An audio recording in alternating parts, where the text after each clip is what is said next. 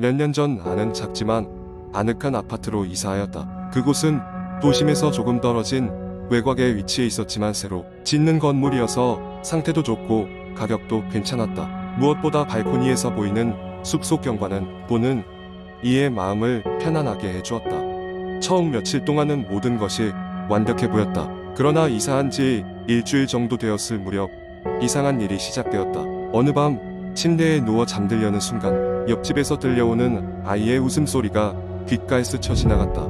늦은 시간에 들리는 그 소리는 다소 기이했지만 그냥 평범한 가족의 일상이라고 생각하고 지나쳤다.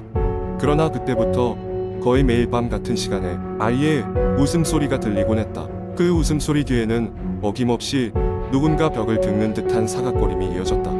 하루 이틀 지나며 소리는 점점 더 명료해졌고 나는 점차 밤이 오는 것이 두려워지기 시작했다.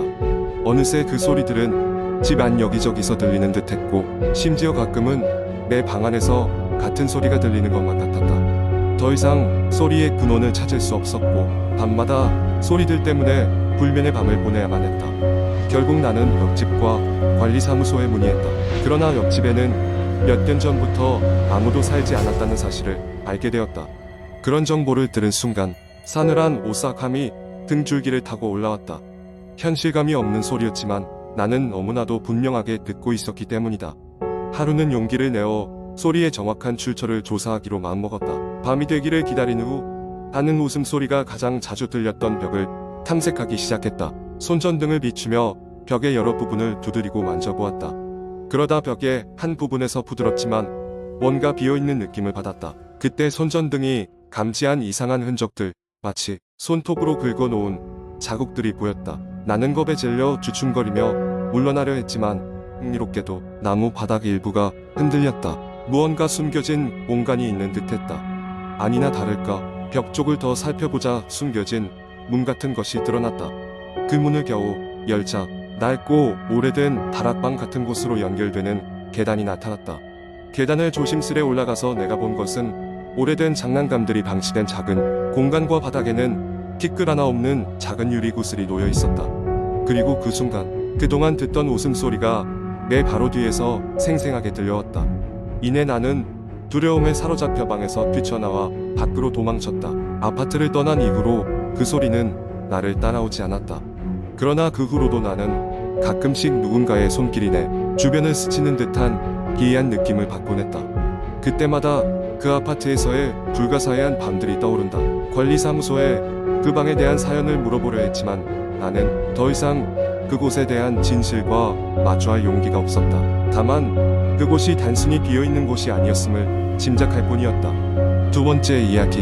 옛날 옛적 서울 변두리의 외딴 산골짜기에는 낡고 오래된 한옥이 있었다. 이 집은 몇십 년에 걸쳐 주인을 잃고 점차 폐가가 되어갔다. 그곳은 마을 사람들 사이에서 귀신의 저택이라고 불리며 기피의 대상이 되었다. 하지만 이 모든 것의 시작은 한 젊은 커플이 그 집을 구입하면서부터였다. 민수와 지혜는 결혼한 지 얼마 되지 않은 신혼부부였다. 그들은 도심을 벗어나 조용한 곳에서 살아가고 싶어 했다. 우연히 인터넷 부동산 사이트를 통해 발견한 이 집은 시내와 비교할 수 없을 만큼 저렴한 가격에 매물로 나와 있었다.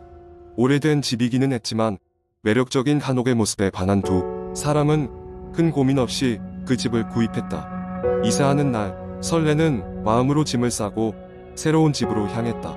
집에 도착한 순간 그들은 긴 세월 동안 사람의 손길이 닿지 않았던 것을 실감했다. 정원에는 잡초가 무성했고 집안은 먼지와 거미줄로 가득했다. 하지만 두 사람은 오히려 손수집을 가꿀 생각에 부풀었다. 첫날 밤 민수와 지혜는 정리한 방에서 드디어 편안한 잠자리에 들었다. 잠든 지 얼마 지나지 않아 묘한 소리가 두 사람을 깨웠다. 집 안 어디선가 여성의 흐느끼는 소리가 들렸던 것이다. 민수는 혹시 잘못 들었나 싶어 다시 잠을 청했지만 지혜는 그 소리를 분명하게 듣고 있었다. 두려움을 감추며 민수에게 속삭였다. 여보, 저 소리 들려? 누가 우는 것 같아. 민수는 방심한 척하며 불안한 마음을 억누르고 말했다. 바람 소리겠지 뭐. 오래된 집이니까 틈새가 많아서 그럴 거야. 걱정 마. 그러나 밤이 깊어질수록 그 소리는 점점 더 선명하게 들렸고 지혜는 끝내 잠에서 깬 채로 뜬 눈으로 밤을 보내야 했다. 며칠이 지나도 소리는 멈추지 않았고 지혜는 극도로 예민해져 갔다. 민수 역시 더 이상 바람 소리라는 별명으로 지혜를 안심시킬 수 없게 되었다. 하루는 민수가 출근을 하고 지혜 혼자 집을 정리하고 있을 때였다. 뒷마당 쪽에서 다시 흐느끼는 소리가 들려왔다. 지혜는 무서움이 엄습했지만 용기를 내서 소리가 나는 방향으로 다가갔다. 소리는 점차 선명해졌으며 마치 그녀를 부르는 듯한 느낌마저 들었다. 그녀는 소리가 나는 쪽으로 조심스럽게 걸어갔다. 그곳에는 오래된 우물이 하나 있었다. 우물 근처로 가자 소리는 갑자기 멈췄다. 지혜는 망설이다가 우물 안을 들여다보았다. 그 순간 찬바람이 휘몰아치며 우물 속에서 한 여인의 얼굴이 모습을 드러냈다. 하얗게 질린 얼굴에 눈동자는 없는 듯 보였고 마치 지혜를 직시하는 듯한 그 모습은 끔찍했다. 지혜는 그 자리에서 비명을 지르며 뒷걸음질 쳤고 정신을 잃고 쓰러지고 말았다. 몇 시간이 지나 민수가 귀가했을 때 그는 집 안이 텅 빈 것처럼 느껴졌다. 아내를 찾기 위해 집 안을 헤매다가 뒷마당에서 쓰러져 있는 지혜를 발견했다. 그녀는 혼수 상태에 빠져 있었고 급히 병원으로 이송되었다. 병원에서는 지혜가 극도의 공포와 쇼크로 인한 일시적 마비 상태라는 진단을 내렸다. 민수는 집으로 돌아올 수밖에 없었고 밤 혼자 집안에 머물게 되었다. 어두운 밤 민수는 거실에서 앉아 고민에 빠져 있었다. 갑자기 그는 그 흐느끼는 소리를 다시 듣게 되었다. 소리의 정체를 밝혀내고자 하는 생각에 민수는 손전등을 들고 소리가 나는 방향으로 나아갔다. 소리는 지혜가 봤던 그 우물 쪽에서 나는 듯했다. 우물 앞에 서자 민수는 그동안 머릿속을 맴돌던 불안이 현실로 다가옴을 직감했다. 그는 우물 안으로 손전등을 비추었다. 그 순간 어떤 강력한 힘이 민수를 우물 위로 끌어당기는 듯한 느낌이 들었고 필사적으로 몸을 버티며 안 빠지려고 했지만 통제할 수 없는 공포가 사로잡았다. 우물에서 나온 손길은 그를 끌어당기려 했고 민수는 그 자리에서 정신을 잃고 말았다. 몇 주, 마을의 몇몇 주민들이 집을 살피러 왔다가 빈집을 발견했다. 민수와 지혜는 그 뒤로 그 집에서 모습을 보이지 않았다. 마을 사람들은 그 집에 무언가 좋지 않은 기운이 있음을 더욱 확신하게 되었다. 그 후로도 집을 살려는 다른 사람들의 소리가 난다는 이야기를 듣고는 다시 발길을 돌렸다. 귀신의 저택은 여전히 그 자리에 서 있었고 어느 비바람 몰아치는 밤이면 여성의 흐느끼는 소리는 여전히 그 집을 감싸고 있었다. 마을 사람들은 다시는 그 집 근처에 가려 하지 않았으며 그 집은 전설 속의 미스터리로 남겨지게 되었다. 이야기는 여기서 끝이 난다. 그러나 산골짜기를 지나는 바람 소리가 함성과 함께 들려올 때면 사람들은 여전히 그 집을 떠올리며 두려움에 떤다. 세 번째 이야기는 어느 조용한 시골 마을에 사는 한 젊은 여성 지은의 경험담으로 시작됩니다. 지은은 대학을 졸업하고 도시 생활에 지친 나머지 고향 마을로 돌아와 조용히 살고 있었습니다. 마을은 평화롭고 한적했지만 사람들이 좀처럼 발길을 들이지 않는 오래된 폐가에 대한 소문이 떠돌고 있었습니다. 어린 시절부터 들어왔던 이 폐가에 대한 이야기는 끔찍했습니다. 그곳에 들어간 사람들은 영영 돌아오지 못한다거나 정신이 나가버렸다는 등의 이야기였습니다. 어느 날 지은은 우연히 친구들과 마을 주변을 돌며 산책을 하던 중 그 폐가 앞에 이르게 되었습니다. 지은의 친구들은 장난삼아 그 집에 들어가 보자고 제안했습니다. 대부분은 그저 웃어넘기며 집에 가야 한다고 했지만 호기심 많은 지은은 한 번쯤 집 안을 보고 싶다는 생각이 들었습니다. 마침내 친구들의 장난 반 진담 반 권유에 못 이긴 지은은 그 집 안으로 들어가기로 결심했습니다. 문은 놀랍게도 열려 있었고 삐걱거리는 소리를 내며 쉽게 열렸습니다. 집 안은 오래 방치된 듯 먼지가 가득했고 공기는 싸늘했습니다. 지은은 휴대전화 손전등을 켜고 조심스럽게 거실로 발걸음 옮겼습니다. 벽에는 오래된 액자들이 걸려 있었고 누군가 한때 행복한 가족이었을 법한 모습이 담겨 있었습니다. 그때 지은의 시야에 이상한 무언가가 들어왔습니다. 거실 한 구석에 낡은 피아노 위에 놓인 먼지투성이의 인형이었습니다. 인형의 눈은 어둠 속에서도 불길하게 빛나 보였고 지은은 본능적으로 한 걸음 물러섰습니다.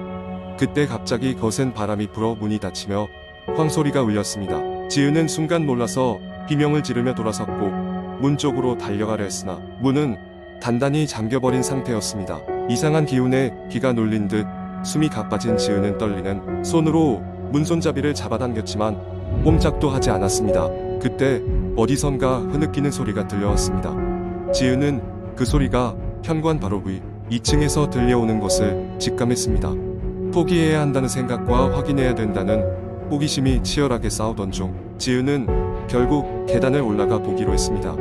그녀의 발걸음 하나하나마다 계단은 삐걱었고 그 소리는 온 집안에 울려 퍼졌습니다.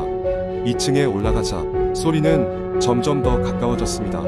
그 소리는 한 방으로 연결되는 문틈 사이로 새어나오고 있었습니다. 지은은 천천히 문손잡이를 돌렸고 그녀의 눈에 들어온 광경은 충격적이었습니다. 방 안에는 한 여성의 그림자가 벽에 비치고 있었고 흐느끼고 있었습니다. 그러나 방 안에는 아무도 없었습니다. 지은은 숨이 막힐 것만 같았고 뒤돌아 도망치고 싶었지만 몸이 말을 듣지 않았습니다. 그 순간 그림자가 머리를 돌렸습니다. 여자의 얼굴이 드러나지 않았고 그럼에도 불구하고 지은은 그림자와 눈을 마주한 느낌이 들었습니다. 갑자기 그림자는 빠르게 지은에게로 다가왔고 지은은 비명을 지르며 뒤로 넘어졌습니다.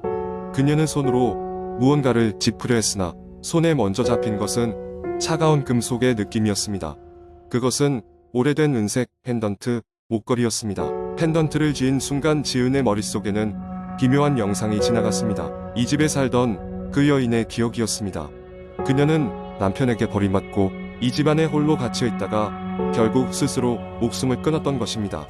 그 비극적인 이야기의 끝에 지은은 눈을 떴고 온몸에 소름이 돋았습니다. 그녀는 극도로 두려워하며 계단을 굴러내려가 문 앞에 도달했습니다. 이상하게도 이번에는 문이 쉽게 열렸고 그녀는 친구들이 기다리고 있는 밖으로 비틀거리며 나갈 수 있었습니다. 지은의 친구들은 그녀가 창백한 얼굴로 나오는 것을 보고 놀랐습니다. 지은은 아무 말도 하지 않고 마을로 돌아왔습니다. 그 뒤로 지은은 그 일을 누구에게도 말하지 않았지만 오래된 목걸이는 늘 그녀의 손목 근처에서 기묘한 감촉을 전해주며 지난 일을 상기시켜 주었습니다. 폐가는 여전히 그곳에 남아있지만 그날 이후로 아무도 그곳에 들어가려 하지 않았습니다. 이 이야기는 지은이 들려준 끔찍한 경험담으로 마을에선 오랫동안 전해 내려오는 또 하나의 공포썰이 되었습니다. 세월이 지나며 이 이야기는 사람들 사이에서 잊혀져 갔지만 그 폐가에서는 지금도 가끔씩 기괴한 소리가 들린다는 소문이 돌곤 합니다. 이 이야기는 상상력을 자극하고 우리가 알지 못하는 미스터리한 세계에 대해 다시 한번 생각해 보게 합니다. 접할 때마다 그 진실의 끝은 도무지 가늠할 수 없기에 이런 이야기들은 우리에게 끊임없는 궁금증과 함께 경외감을 심어줍니다.